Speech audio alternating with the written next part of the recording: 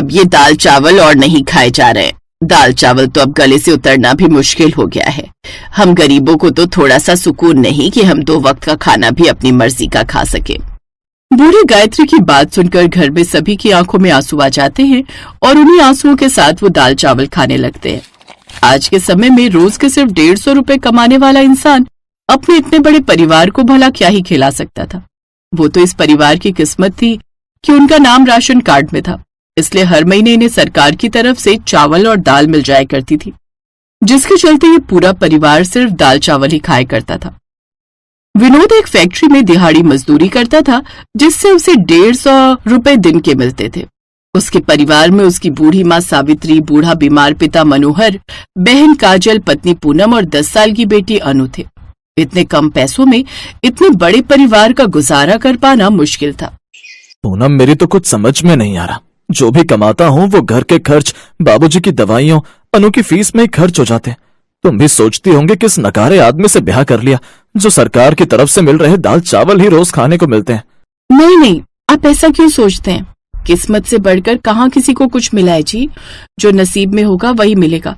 अच्छा, मैं अनु बिटिया को तैयार कर देती हूँ, आप काम पर जाते हुए उसे छोड़ते हुए जाइएगा। कल रात तेज बारिश हुई थी तो जगह जगह पानी भरा होगा। ठीक है, मैं उसे छोड़ता जाऊंगा। कुछ देर बाद विनोद अनु को स्कूल छोड़ देता है। फिर लंच टाइम पर अनु अपना टिफिन खोलती है तो ये क्या, तू आज भी ये दाल चावल लेकर आई है? अरे तेरे घर में कभी कुछ और नहीं बनता है क्या जो यही उठा कर ले आती है? हम तेरे साथ खाना नहीं खाएंगी, हमें तेरे घर के दाल चावल खाने पड़ते हैं और तू हमारे घर का अच्छा अच्छा खाना खा लेती है। आज के बाद तू हमारे साथ खाना नहीं खाएगी। अनु के दोस्त उसके दाल चावल लाने पर उसका काफी मजाक उड़ाते हैं, लेकिन बेचारी अनु अपने घर के हालातों से अच्छी तरह वाकिफ थी, इसलिए वो किसी से कुछ नहीं कहती और चुपचाप से राशन के दाल चावल खाने लगती है। ऐसे ही एक दिन आज इस तरफ बाजार किसी काम से आई थी तो सोचा तुम गरीबों से भी मिलती चलूं। खरीदारी करते करते मैं तो काफी थक गई हूँ। लीजिए ताई जी, पानी पी लीजिए। अरे अब क्या सिर्फ पानी पिलाओगी या थोड़ी बहुत पेट पूजा भी करवाओगी? बड़ी जोरों की भूख लग रही है। ताई सास की बात सुनकर पूनम अपनी सास की तरफ देखती है और चूल्हे पर रखे हुए दाल चावल को प्लेट में डालकर ले आती है, जिसे देखकर कुंती देवी हंसते हुए उनका मजाक उड़ाने लगती है। तुम लोगों की इस दाल चावल से ज्यादा खाने की कुछ हैसियत भी तो नहीं है। मैं अच्छे से जानती हूँ ये दाल चावल तुम्हें सरकार की तरफ से मिलते हैं, इसलिए महीना भर भी तुम लोग यही दाल चावल खाते हो। तुम्हारी क्या इतनी भी हैसियत नहीं कि घर में आए मेहमान को कुछ अच्छा खिला सको? नहीं खाने मुझे ये, इसे तुम ही खाओ, गरीब कहीं के। गायत्री की जेठानी उसकी और उसके पूरे परिवार की बेइज्जती किए जा रही थी, लेकिन बेचारी गायत्री चाहकर भी कुछ नहीं कर पा रही। पूरे परिवार की बेइज्जती करने के बाद कुंती वहां से चली जाती है, जिससे गायत्री को काफी दुख होता है। आज की दुनिया में गरीबों का सच में कोई मोल नहीं है। माँ जी, संभालिए खुद को, देखना एक दिन सब कुछ ठीक हो जाएगा। जो लोग आज हमारी गरीबी का मजाक उड़ा रहे हैं ना, भगवान उन्हें उनके किए की सजा जरूर देगा। पूनम हर दिन अपने परिवार की स्थिति को ठीक करने के लिए भगवान से प्रार्थना करती रहती थी। ऐसे कुछ समय बीतता है। एक रोज बाहर सुहाना मौसम और मस्त हवाएं चल रही थी। तभी नुक्कड़ पर पकौड़े वाला आवाज लगाते हुए आता है। पकौड़े ले लो, पकौड़े, मजेदार पकौड़े, आलू के प्याज के पकौड़े, 30 रुपए 30 रुपए। पकौड़ों की खुशबू से अनु का मन खुश हो जाता है। वो झट से अंदर जाती है और काम कर रही अपनी माँ से कहती है, माँ मुझे पकौड़े खाने हैं, थोड़े पैसे दो ना। तो कैसी बातें कर रही है बिटिया? मेरे पास पैसे होते तो मैं सब्जी आटा ले आती और वही तुम्हें खिलाती, लेकिन मुझ गरीब के पास कहाँ है पैसे बेटी? आप हमेशा ऐसे ही बोलती हैं, जब भी पैसे की बात करूँ तो इनकार कर देती हो।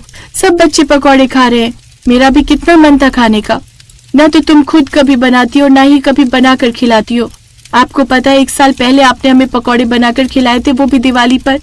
मेरा बड़ा मन कर रहा है माँ खाने का। अगर घर में दाल चावल के अलावा कुछ होगा तभी तो मैं कुछ और बना पाऊंगी ना। बेसन आए हुए तो कितने महीने हो गए इस घर में, ऐसे में कैसे बनाऊं? अब तो लगता है जैसे इन दाल चावलों पर ही हमें अपनी जिंदगी गुजारनी होगी। हे भगवान, अब तू ही कोई रास्ता दिखा। कुछ देर बाद पूनम नमक लेने दुकान जाने लगती है। तभी वो देखती है कि कई सारे लोग अलग अलग सामानों को इधर से उधर ले जाकर बेच रहे होते हैं। कोई कुलचे बेच रहा होता है तो कोई रोटी सब्जी का ठेला लगाकर खड़ा होता है। तो कोई पकौड़े बेच रहा होता है। लेकिन सबसे ज्यादा भीड़ उस वक्त पकौड़े के ठेले पर थी। खाने पीने की ऐसी चीज जिससे वो सभी पैसे कमा रहे होते हैं। मेरी बच्ची का भी कितना मन था पकौड़े खाने का, लेकिन और मैं कैसी माँ हूँ जो अपने बच्चे की इतनी सी ख्वाहिश भी पूरी नहीं कर सकती। लेकिन बेसन भी तो महंगा आता है।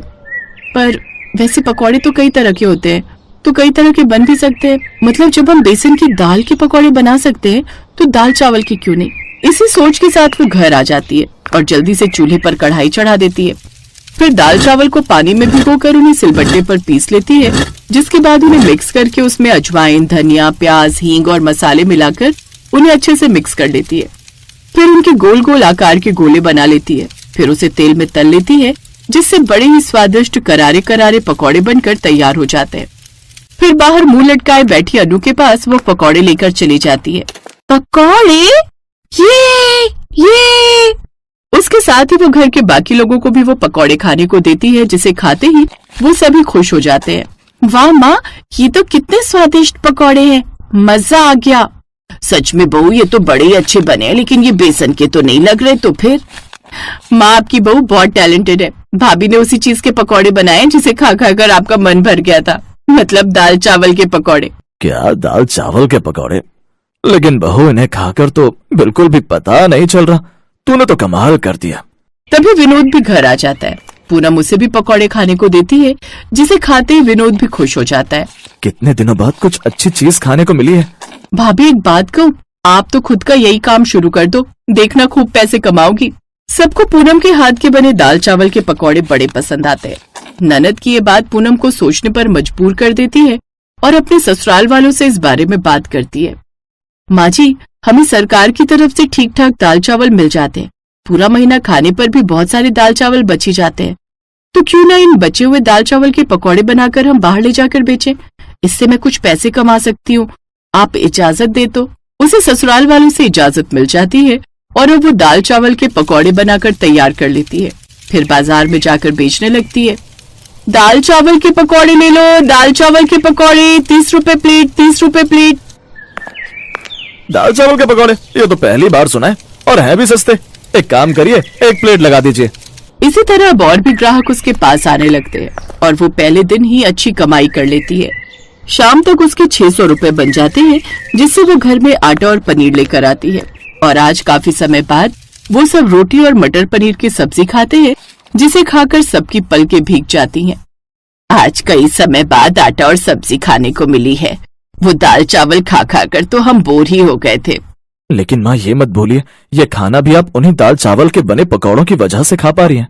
सही कहा बेटा, लेकिन ये कमाल मेरी बहू के दाल चावल के पकौड़ों का है। उस दिन के बाद उनके दिन बदलने लगे और अब विनोद भी अपनी पत्नी के साथ दाल चावल के पकौड़े बनाकर बेचने लगता है, जिससे वो खूब पैसे कमाने लगते हैं।